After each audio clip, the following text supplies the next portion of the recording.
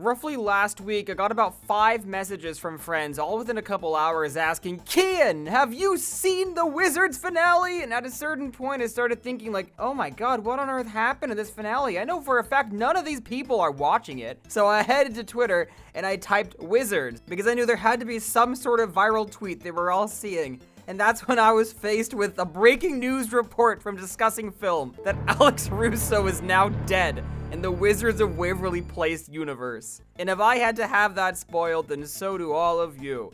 But what Discussing Film didn't report on is that this finale shatters the Wizards of Waverly Place lore and mythology past a point of no return. Let's discuss this wonderful season. As you'll recall, Disney dragged their feet when it came to greenlighting season 2, which was really surprising. The actors were basically begging on Instagram, please, pretty please, Disney, give us more episodes. That greenlight finally came. When season 2 was on the eve of coming out, I checked the Wikia page and noticed that episodes 9 and 10 were called The Wizard at the End of the World, parts 1 and 2. And I thought, those are very season finale looking titles. That's when I learned that season 2 was only greenlit for 10 episodes, down from 21 of the previous season. And that is not a good sign. Historically, when a season gets a massive cut in the number of episodes, that show is on its last legs. That's the studio not fully giving up on it, but not giving it the same investment and resources they were before. Let's dive into this incredibly short season of television, which may be the final season of this show, filled to the brim with characters from and references to the original series. Last we saw our heroes, Billy learned that she's the subject of an ominous prophecy, which says she'll be the one to either save the world or destroy the world. It's just a really flexible prophecy. Roman and Milo randomly had dormant magical powers reawakened, meaning they're wizards now. And Minister McFigglehorn was corrupted by some strange, mysterious evil force. Season 2 follows up on all of those threads, and it also ups the stock footage of Cloud's budget. The season premiere, Curse Me Baby One More Time, is a very basic table-setting episode I don't have much to say about. McFigglehorn greets this lazy-ass villain who refuses to get up.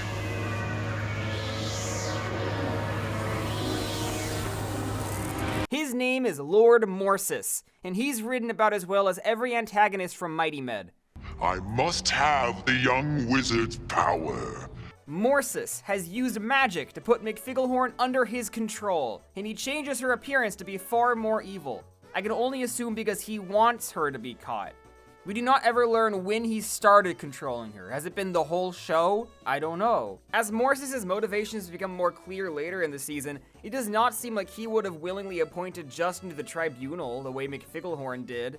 Morsis says this, Now you are fully under my control. So was she not fully under his control before? Was she acting on his behalf willingly? Once again, the show won't elaborate. Justin is teaching his 3 kids magic, pretty much exactly like the original show. And Billy casually drops this. I have to get you all ready to compete in the Family Wizard competition. But that's not for 3 years. 3 years? What do you mean? In the original show, the Family Wizard competition was just this nebulous thing on the eventual horizon, which could spring itself on all 3 kids literally any day now. And it was always comically unfair in nature because these kids were so far apart in age and at different levels of mental development. In the original series finale, everyone's super surprised when the wizard competition suddenly arrives. Alex and Justin have already graduated high school, Max is still a child. Billy and Roman are gonna be 18, while Milo's gonna be 14, and he is cooked. All this to say, why did the wizard government randomly decide to assign a hard date, and what prompted this change?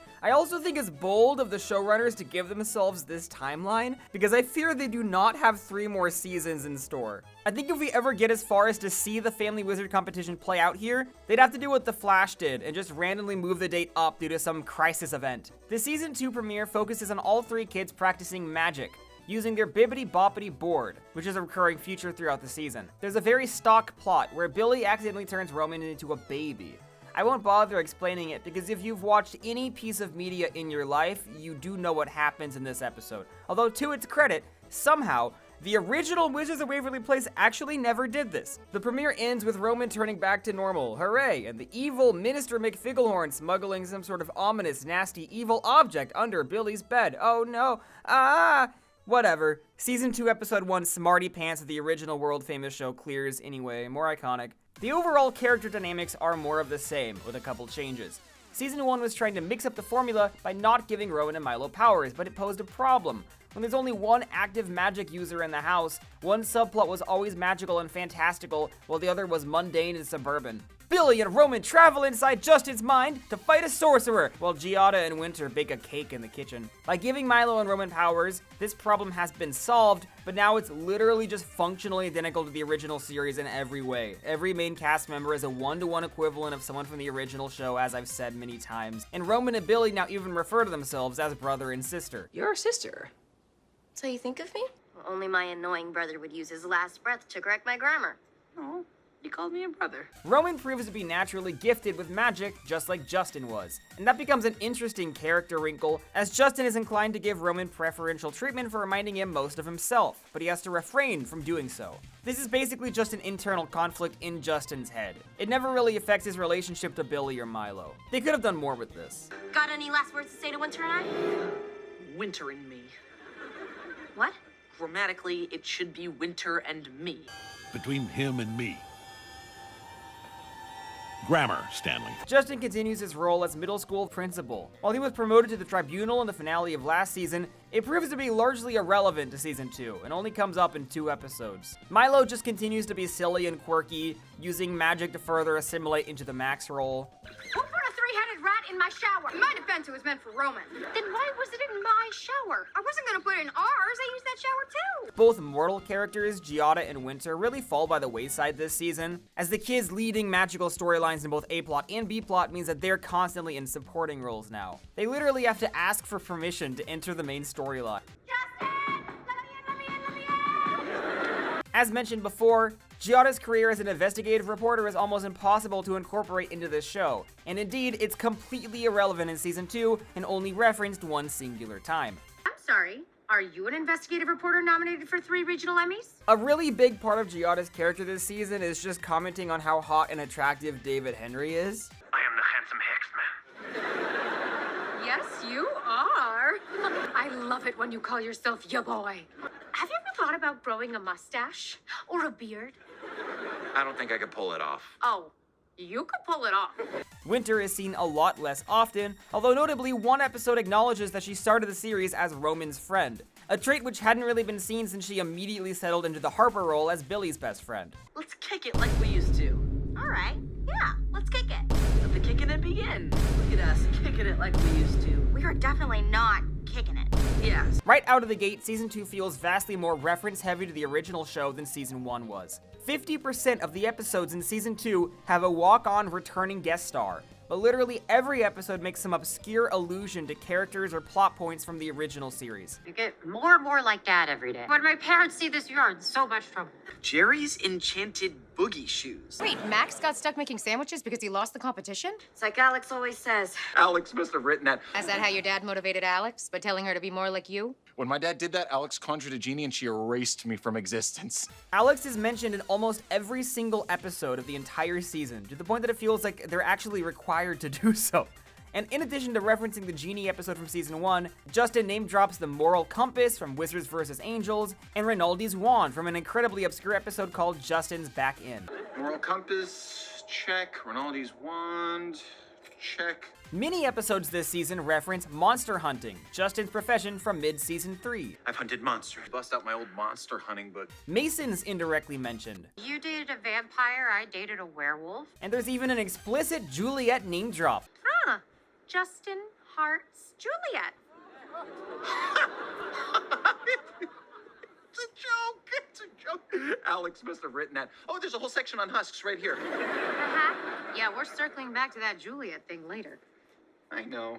Justin's committed the unspeakable sin of having had a relationship 20 years ago to someone who's not his wife. Roman also references Alex Russo's close personal friend, Dwayne "The Rock" Johnson. You look just like The Rock. Like Dwayne Johnson? No, The Rock we had the keys in out front. There's also a guy who lists like 900 characters in the season finale, but we'll get to that scene when we get to it, because, oh boy, that one's crazy. If I were actually sensible, I would probably go, guys, enough is enough. You can't keep making references. But I can't even lie, this is basically the only reason I'm watching this show. I'm 24 years old. The majority of Wizards Beyond Waverly Place is just random children hanging out. I would be so bored if I weren't being given crumbs of familiar names and imagery to satiate me. I will say the show does fumble the ball at one point when the characters talk about mechanical bull riding with absolutely no acknowledgement that being a mechanical bull rider was once Jerry Russo's life dream. Almost everything that gets mentioned in the show is something that Justin had interacted with, which is very interesting. It makes sense because David Henry is the protagonist here. But a lot of this stuff is just not iconic or memorable to the average fan at all. It almost feels like the things David Henry remembers are the things that get to come back in this show. In addition to 2 more episodes with Alex, Season 2 packs in 3 returning characters from Wizards of Waverly Place. And they're all way more obscure picks I kind of can't believe returned. The first one is the most prominent character, Principal Laritate. We spend an entire episode with Justin being anxious about his old high school principal coming to visit his school's carnival. It's hyped up from the cold open of the episode, but then Laritate only shows up for a grand total of 52 seconds at the end and has 3 lines of dialogue. And of course, one of them is name-dropping the hit character Alex Russo. Your sister, Alex. This episode constantly hammers home that Justin has idolized Laritate. It just wants him to be proud of him. Justin worships that man. But it has to be Larry Tate perfect. I just want him to be proud of me. And it's not like this is my opportunity to show my hero that I've made it in our shared profession. Apparently, Roman's middle name is Laritate, and he's only now at the age of 15 inquiring as to the origin of his middle name. I might have Alzheimer's or something, but this was literally not Justin's dynamic with Laritate in the original show. I mean, he liked and respected him, sure. In Laritate's introductory episode, Justin was trying really hard to impress him, but it's because he wanted to be chosen for the World School Summit at the UN. Laritate's primary relationship was with Alex. They're the ones who had a deep, emotional, meaningful bond. But because Selena Gomez is busy as hell and famous as hell and not gonna sign up for every episode, that means we don't get to see Alex and Laritate in the same story. So in the end, this episode just had to create a fan fiction that Justin and Laritate were really close to create its emotional hook.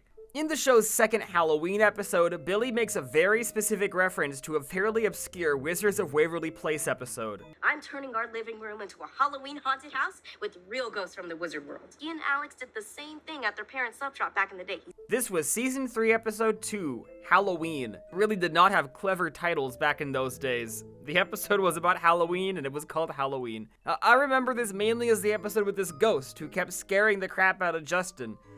Well, as this episode goes on, Billy and Justin end up time traveling back to the events of this episode. It's never really explained how they can do this, but they can. So add that to the lore, and to my shock, they rebuilt the set of the Waverly Sandwich substation for this, which is the strangest reason I think to rebuild it. And then the most insane plot twist of all time happens. Was that Justin Russo?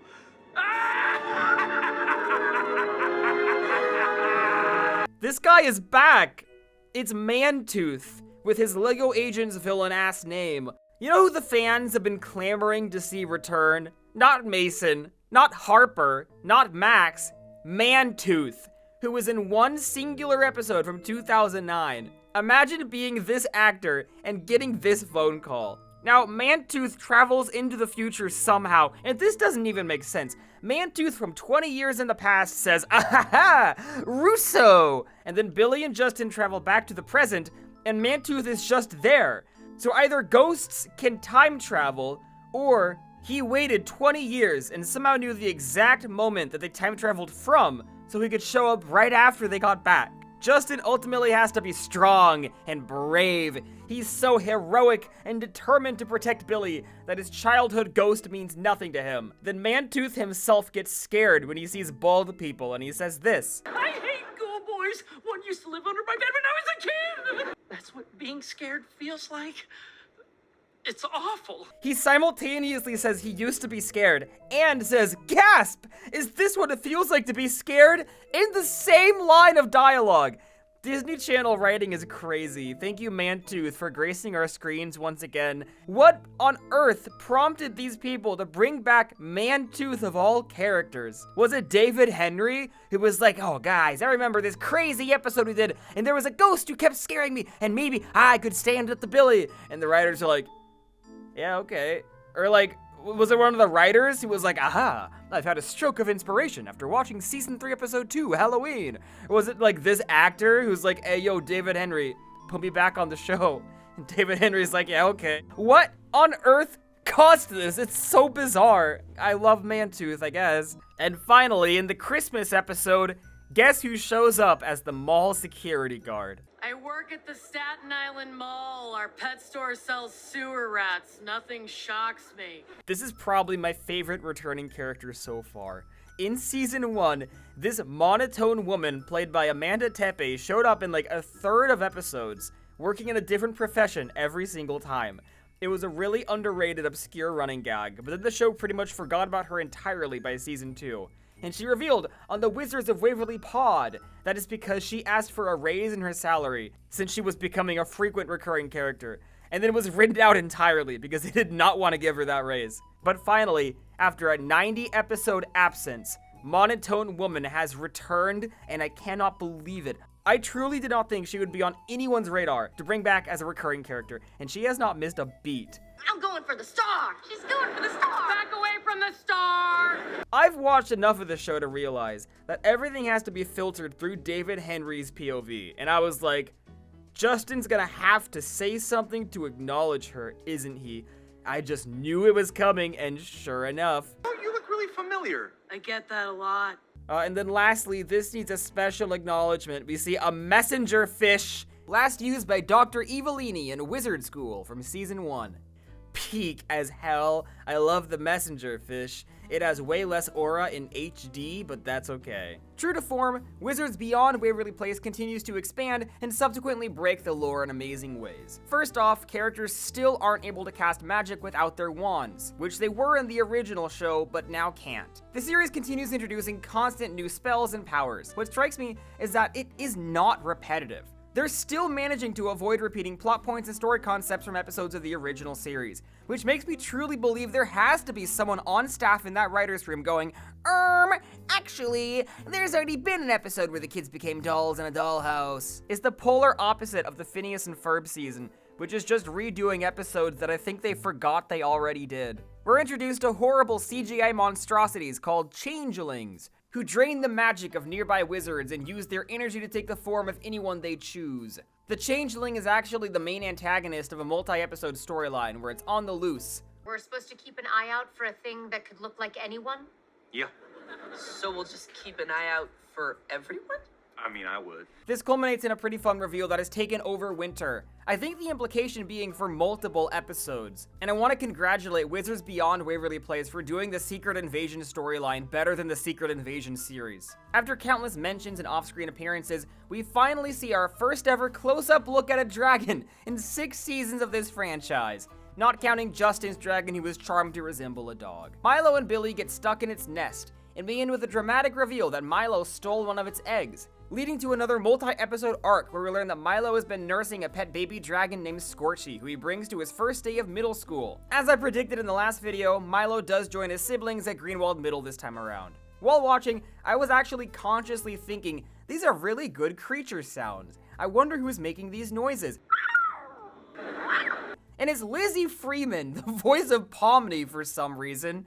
Good for her. And my favorite lore of the season comes in the form of is beginning to look a lot like Wizmas, which is somehow the very first Christmas episode in the entire Wizards franchise. A Christmas episode aired in October because nothing's sacred anymore. We used to be a real nation. Oh, it's from this wizard story called A Halloween Carol, where this guy, Wispineser Scrooge, loses his Halloween spirit. And to get it back, these 3 ghosts show him his Halloween future, present, and past. Mortals have the same story, but it's set at Christmas, and the ghosts are in the past, and we stole it, didn't we? For some reason, they refer to this as Billy's first ever mortal Christmas, Billy, I know this is your first mortal Christmas. despite the fact that she celebrated 2 Halloweens with them. Christmas is historically after Halloween. We learned that Santa Claus is a wizard, and on Christmas Eve, it is illegal for any wizards to use magic at all, because Santa needs every ounce of magic to complete his journey around the globe.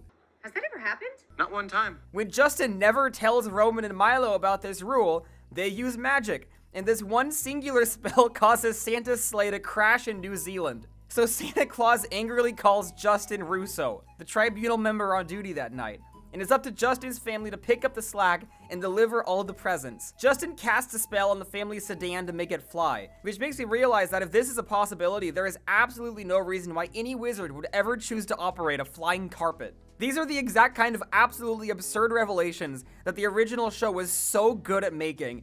I'm a huge fan of this. The show keeps using modern slang and lingo, which always throws me off. And your flashlight's on, Boomer. Scroll through Wistalk till you fall asleep. Trigger warning, am I right? At one point, Justin pulls out a ukulele, and my dumbass interpreted it as a reference to Toxic Gossip Train. And now I realize that Toxic Gossip Train has fully usurped the cultural significance of ukuleles in my mind. I will forever associate that particular instrument with that particular traumatic event. Stop aging! Like Paul Rudd? Paul Rudd jokes piss me off. He's literally aging! He is! He's been aging for years! He's visibly way old. What are you talking about? And finally, Giada name drops the pandemic at one point, which just gave me a horrible whiplash. I'll go get the mason jars I used to make jelly in the pandemic. That means that COVID-19 occurred in the Disney Channel universe. It's canonically possible that Hannah Montana got COVID. I need to know what wizards had to do with the pandemic, because I know they have to be responsible somehow in universe. Season 3 has to present us with this information. It'd be insensitive as hell, and it'd be awesome. This season continues to be filled with countless beautiful hallmarks of Disney Channel productions. Characters saying, "I can't believe blank," to recap what just happened before the commercial break. I can't believe we're literally joined at the hip. Can't believe you drew a picture of me destroying the school carnival. I can't believe you didn't mail our letters to Santa. I can't believe you brought a dragon to school on your first day of 6th grade. Really? You can't believe it? Fake profanity. Scaring the fudge out of the people you love. Because we got the fudge scared out of us. The spell I am. Spell ya! The worst exposition ever. Soon the Russos will fall, and Billy's power will be mine! You Russos are too powerful together. That's why I'm here. To turn you against each other. To break you apart. That's what he wants. For Billy to be alone. Unprotected. Then no one can stand in his way. Comically silent extras because the budget is $0. Who would that ever work on? Your ghosts are here. Shoot! Get her! Go toward the light. Ugly teacher shirt you're wearing, but you're gonna be embarrassed tomorrow when, Mr. Sims. Looking sharp. I'm in trouble, aren't I? Put these books on the shelf. Don't roll your eyes at me. You only got this whiz-turnship because your dad's my dentist. On second thought, get out!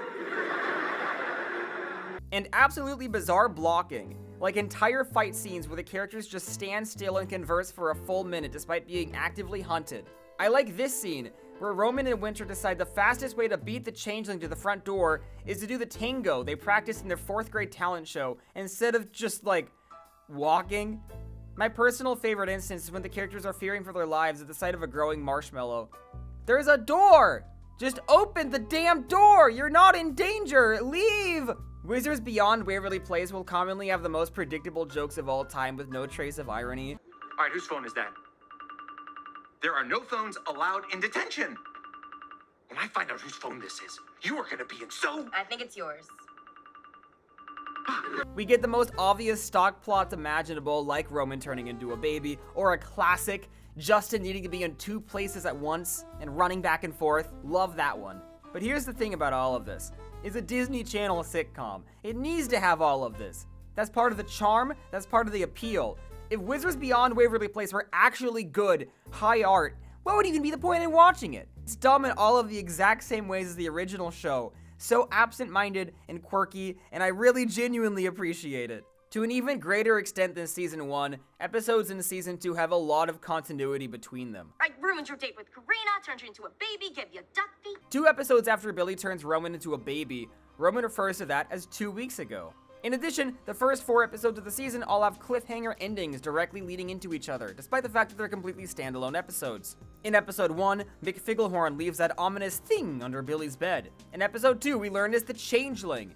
and narratively, functionally, is the exact same as the Phantomist from season 1. A mini-villain dispatched by the bad guy at the end of an early episode that's immediately taken care of in the next one. Then episode 2 ends with some random girl painting. This turns out to be an oracle named Piper, who painted the ominous prophecy image. Her paintings always come true. She will never be the lady of the cave. Looks like it's time to meet Billy. Then that episode ends with Piper leaving behind an ominous painting of Billy fighting Roman. I'm gonna attack Roman. Which ends up coming true in episode 4. It's just a really interesting direct link between stories. I mean, even the concept of an overarching season villain is something the original Wizards of Waverly Place never did. Season 2 puts more of a focus on the kids' love lives than season 1 did, with all 3 kids sporting a shiny new love interest. Last season, Roman fell head over heels for a pixie named Iggy, and then she just didn't appear in the second half of the season, and I've seen enough of these Disney sitcoms to know she was probably cooked. I said in the last video, there's a 50-50 coin flip as to whether this character just simply doesn't ever appear again, and sure enough, she's gone. Atomized. So is Justin's assistant Marcus, who everyone in the comment section recognized from Dropout. He's not in the show anymore, he just vanished. Now, Roman has a new love interest named Karina Kowalski, and there's absolutely no acknowledgement in any capacity that Iggy ever existed. Okay, I get it. You're in love with me. What? Milo starts to be paired with his little rival from season 1, Bella Bianchi, although both of them deny their budding chemistry.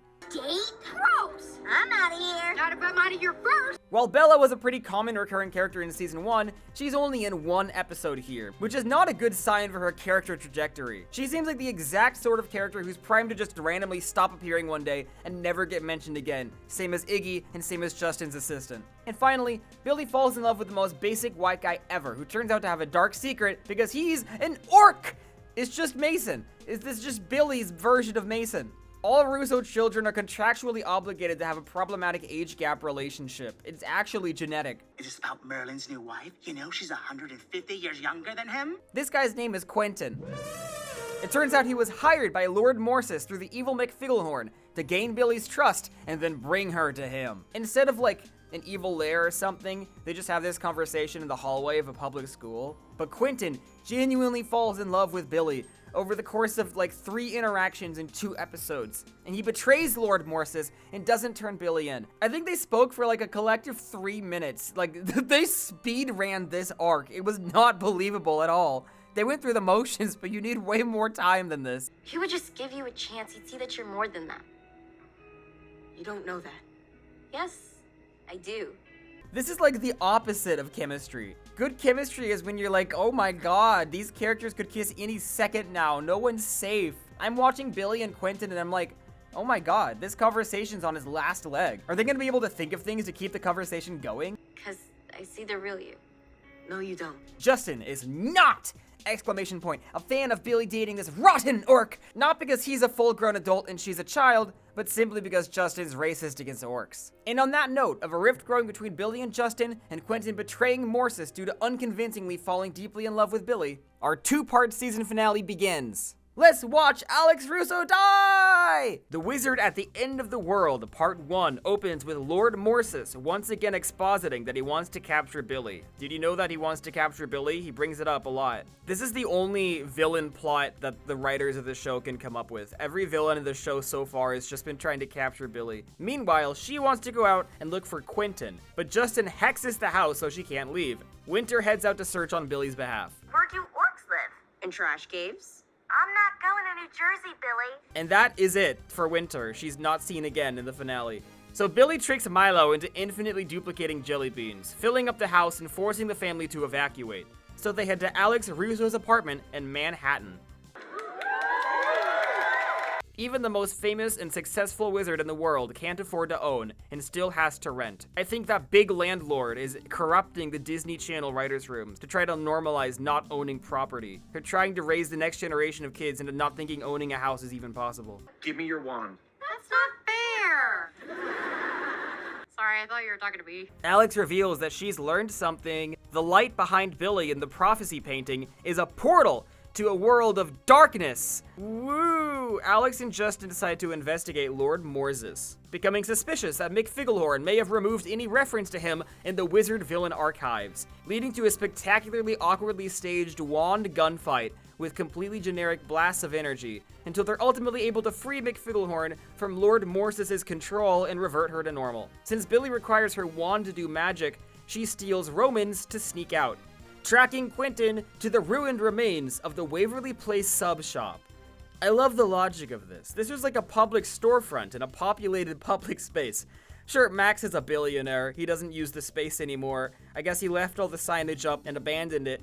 Does that mean there's just like one foreclosed, depressing looking building in the middle of this bright and cheery shopping plaza? Is it like when there was a closed Chuck E. Cheese in a strip mall? You guys, if you're coming from part 1 from yesterday's video, Freddy Fazbear kidnapped my girlfriend, and we're gonna go back and see if we can find her once and for all. He's over there! What? He's right there! What? He's right there!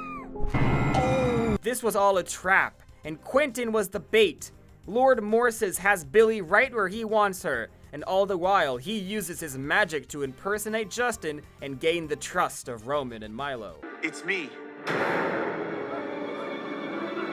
Your dad. Part 2. Justin, in quotation marks, leads Roman and Milo to his evil lair, the Waverly substation, and convinces Roman to vanish Quentin to the Nowhere realm, so he can make a 9-hour analysis of iCarly. You never told me he was an orc. You never asked. At what point in anyone's life do you ask if someone's an orc? He lashes out at Billy, and he's like, damn, you're such a loser. LMAO, we hate you. And meanwhile, Justin, Alex, and Giada follow the trail to Lord Morzis. All I know is his full name is Torotus Morzis. Maybe he doesn't. What if it isn't a name? What if it's an anagram? Doomed to Russo's. That's insane. That's the dumbest. Why did she even think to try that? She heard his name and within 15 seconds descrambled an anagram. Investigative reporters don't have the ability to unscramble anagrams in 15 seconds. They all head to a gossip stone to figure out who's responsible. Imagine getting to act with Selena Gomez, but you're just sticking out of a box and you look like this. They have to climb like 65 flights of stairs because this show forgot that wizards can teleport, I think. The gossip stone rattles off a long list of folks who could potentially be mad at the Russos. Trickle Phoenix, Cora, Crackmont, Ronald, Landscape Jr., Giselle, TJ Taylor, Nigel Dragonbear, Xander Dragonbear, Morphina, Merc Shadow, and the entire Evilini family. This is literally the kind of stuff I'm watching this show for. Let's go through them all! Jerko Phoenix, Justin's 12-ball rival from the Wizard School 2-parter. I like the idea that he would still be mad at someone who beat him at a sports match once 20 years ago as a high school student. Gorog, the Lord of the Dark Angels, who was the main villain of an unforgettable storyline I barely remember. Cragmont is some random one-off villain from the same obscure-ass episode as Rinaldi's Wand. It's crazy that this one has been referenced twice, but not like My Brother Maxi Man or Alex in the middle. Ronald Longcape Jr. is the guy who trapped Dean and Gelatin in the Saving Westech 2-parter and caused the international Dateline time loop in the Sweet Life on Deck. His father, Ronald Longcape Sr., is conspicuously not mentioned by the Gossip Stone, so I think he likely died of kidney failure off-screen. Giselle, I had to look this one up. This is the evil lady from Wizards of Waverly Place the movie, who's technically the main antagonist but only has 3 minutes of screen time because she spends the whole movie as a parrot and only shows up as a person in one singular scene at the very end. This actually marks the first time the events of that movie have been acknowledged outside of the movie, as the show never addressed that. Except, Giselle only showed up as a human in this dark, evil alternate timeline, which got completely erased by the end of the movie. So Giselle, in theory, has no reason to have beef with the Russos, and also, she should still be a parrot. JT Taylor was this little troublemaker from 2 episodes who could have and should have been a way bigger character and a foil for Alex. His potential was so obvious, but they wasted it. Nigel Dragonberry, Xander Dragonberry, and Mercia Mercshadow were one-off villains from season 1 of Beyond Waverly Place, so I don't care about them. Mercia Mercshadow, like, died, but she's mentioned as someone who could potentially be mad at the Russos, so maybe she's alive. And then there's the entire Evilini family. The very clumsy antagonists of Beyond Season 1, necessitated by not being able to get Octavia Spencer back. The end. When I watched the new Phineas and Ferb season, I'm so critical thinking pilled. I'm like, by golly, stop making cheap fan service references. You're tainting the artistic sanctity of the storytelling. You'd have 2 nickels, sir. Yes, I know how it goes, Carl. But with Beyond Waverly Place, I'm just watching slop. These references are stimulating my dormant mind, and I greatly appreciate them, and I would be getting nothing out of the show without them. Okay, so anyway, the Gossip Stone says that someone named Penwolf is responsible for all of this. The name seems very familiar to Alex, but she can't put her finger on it. Back in her apartment, she finds a locket in a box with a pen and a wolf on it, but she cannot unlock it. Then they find this incredibly convenient teleport Alex and Justin to the rest of the main characters button, which Morsis had accidentally left behind. After a bit of, which one is the real Justin? Who's your favorite sister? Alice. Sorry, too easy. I'm very likable. Morsis reveals himself. After listing 100 really compelling characters that Morsis could have potentially been, it turns out he is just some random fuck-ass guy who we've never seen before. Morsis wants to use the dark portal to destroy the world! Mwahaha! He reveals his lore. Long ago, his son, Damian Penwolf, was powerful enough to open the portal, but then he fell in love with Alex Russo, and she swayed him to the good side. Alex has no memory of this. Strange. Last we saw of Alex's love life, she was dating this charming Brit named Mason, who used double-decker bus as an expletive, and was also incredibly abusive, although the show itself did not seem aware of this, as they played a studio applause sound effect every time Alex and Mason got back together. Hundreds of thousands of young, impressionable children were taught that this was a healthy and normal template for a relationship, doing unspeakable damage to my generation. Needless to say, Mason must have fallen out of the picture at some point, which is wonderful news. Alex went from wolf to Penwolf. Morsis tells Billy to start opening a portal, or he'll destroy her entire family. She proceeds to do so with very little hesitation, for the destruction of the entire world is worth it to save her family, who, might I add, do exist in the world, so she's kind of letting them die either way. I don't think she thought this one through. Here, in the Waverly Place sub-shop, the prophecy begins. Look at this. Billy's wearing the very outfit from the prophecy. Why would you ever wear this if you're Billy? Piper the Oracle from earlier in the season explains that all of her paintings come true no matter what. There's an absolutely incredible revelation here that free will is not real in the Wizards of Waverly Place universe, and therefore the broader Disney Channel universe as well. The events of The Sweet Life on Deck were all predetermined by God. In the Oracle episode, Billy was trying to avoid Justin's carnival out of fear of destroying it. 6 different buses. We tried to take 6 different buses to the mall, and every single one broke down here at the carnival. Okay, but that doesn't explain why you walked into the gym to the carnival. Why do you do that? Like, buses break down outside the school. That doesn't mean you have to go in. The 7th bus would have worked. Knowing this, if I were Billy, why would I ever wear the exact outfit depicted in this ominous prophecy? I would throw that outfit away. Every day I wear this is a day the prophecy could happen. No one made her put this outfit on. She just got dressed in the morning and was like, you know what fit would be cute? The one that's gonna deeply traumatize me. With Billy opening a portal to destroy the world, Alex Russo suddenly whips out a level of acting not seen since Wizards of Waverly Place the movie.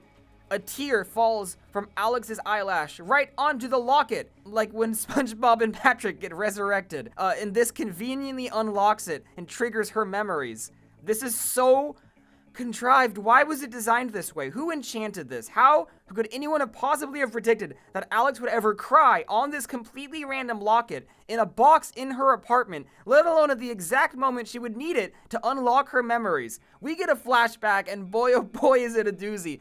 Alex is Billy's mother. I want to stay with you, Mommy. Billy? If I could change things, I would. In the last video, I talked about how David Henry literally tweeted this. Like, it turns out there's no twist, there's no subversion. David Henry just spoiled the central upcoming plot twist of his own show for clout on Twitter. This is funny as hell because this isn't even a plot twist. When the show was first advertising itself, literally everyone assumed by default that Billy would be Alex's daughter. People who have not seen a single episode of this series have just been fully under the impression that she is. This is like an anti-plot twist. This is the most obvious, intuitive course of events imaginable. Then, the lore breaks probably the most it's ever broken. Cerebellum erasus. What are we doing at WizTech? I don't know, I guess dropping off this little girl. Alex and Justin erased their memories of Billy and dropped her off at WizTech. Last season, the way Alex referred to Billy made it seem like she was keeping a secret. And now my nephew and Billy are out there. But I guess they've changed their mind, and now it was Alex erasing her memory. Apparently, no one at WizTech questioned who Billy's parents are, and they just enrolled this random girl. We saw WizTech report cards in the original show. Who would have received Billy's? Alex? Either the staff at WizTech know that Alex is Billy's mother and have been keeping it a secret somehow, or they just didn't question who this girl's parents were. Cerebellum erasus was introduced in the original series, Season 1, Episode 15, The Supernatural, aka the episode where they actually get to go outside and not film on a soundstage. It's a short-term memory erasure spell. Wizards Beyond Waverly Place has used this spell a lot. An episode last season in this very show explicitly stated that Cerebellum erasus only works if cast short-term. Okay, you can use Cerebellum erasus for up to an hour. You cannot use Cerebellum erasus to erase 8 full years of memory, including the memory of your child and your lover. It was literally this very show which imposed the 1-hour time limit. They're contradicting something from 14 episodes ago. At first I was thinking, oh, of course they had to weave David Henry into this flashback. He had to be here as Alex drops off her child, but not, the child's father, just David Henry. But I thought about it and I was like, okay, I guess it's like a functional reason. David Henry had his memory erased. And then I thought about it again. I'm like, wait a minute, what about the rest of the family? Jerry, Teresa, Max, their daughter/sister had a child. Max had a niece, Jerry and Teresa had a granddaughter. For 8 years, did they all consent to having their memory erased? I cannot imagine Jerry and Teresa would be on board with that. The more I think about it, the more this breaks down on every logical level.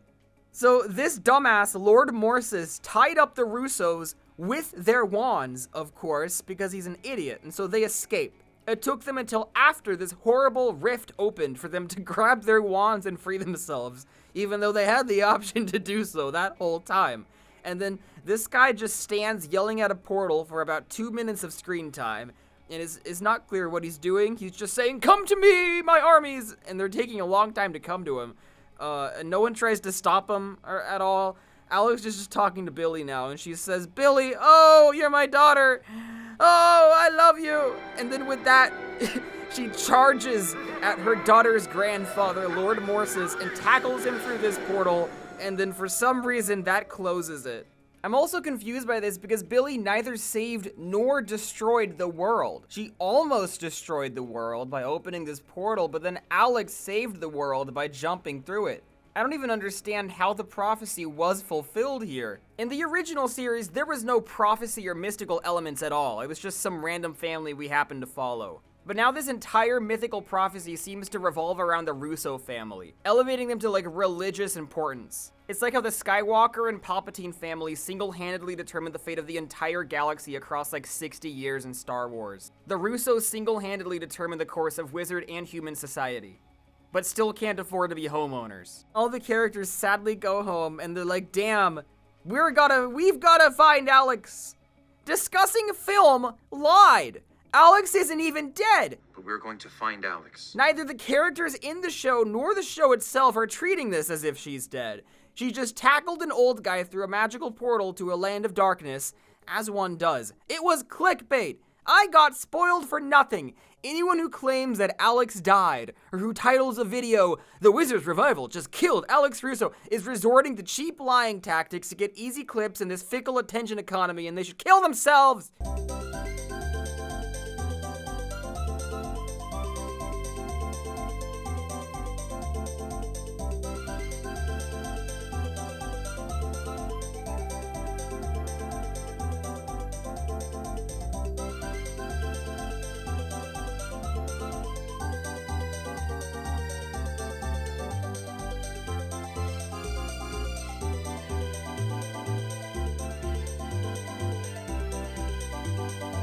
That finale was absolute slop. Nothing made sense and is one of the greatest things I've ever seen. This show really normally is like well-written, completely coherent character arcs, but there was so much they wanted to do in this finale, so many intense emotional moments, that there just wasn't time, and they had to get from point A to point B in the flimsiest ways. But all in all, I don't think it's budged from its A ranking, honestly. Even though this finale was Pair of Kings level slop, it's okay.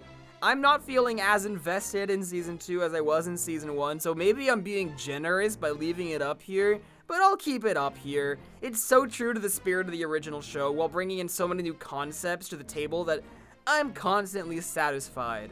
After this finale aired, Billy actually showed up in a crossover episode with another show. It's called Teenage Vampire. Vampira wants to become the first ever vampire pop star.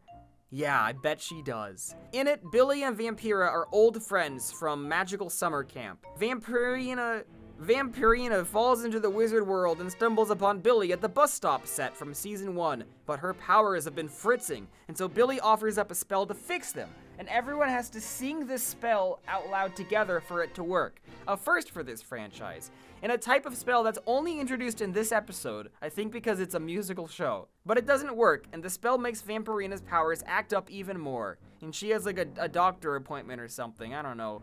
Billy's actually present throughout pretty much the whole episode, just hanging out with this gang. Vampirina very casually tells all of her friends that Billy's a wizard, once again proving it's miraculous that the wizard secret still exists at all.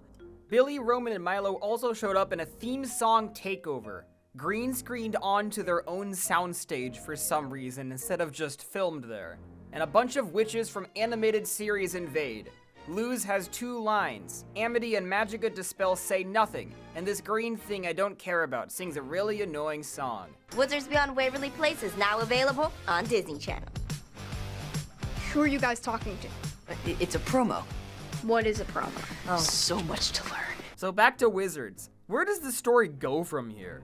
I imagine looking for Damien Penwolf, Billy's lost father, is the natural progression. I think he should be played by Damien Poitcher, because he's already named Damien, so that would make the acting easier. Maybe they've been waiting for this big reveal before they introduce Mason? That's the only reason I can think of as to why it would take so long to bring him into the fold. Well, guess what? Season 3 has not been greenlit. This may literally be the note that Wizards Beyond Waverly Place ends on. Justin, where's my mom? According to David Henry in recent Instagram replies, Season 3 will only be greenlit if Season 2 gets high viewership on Disney+. And I've seen this happen so many times.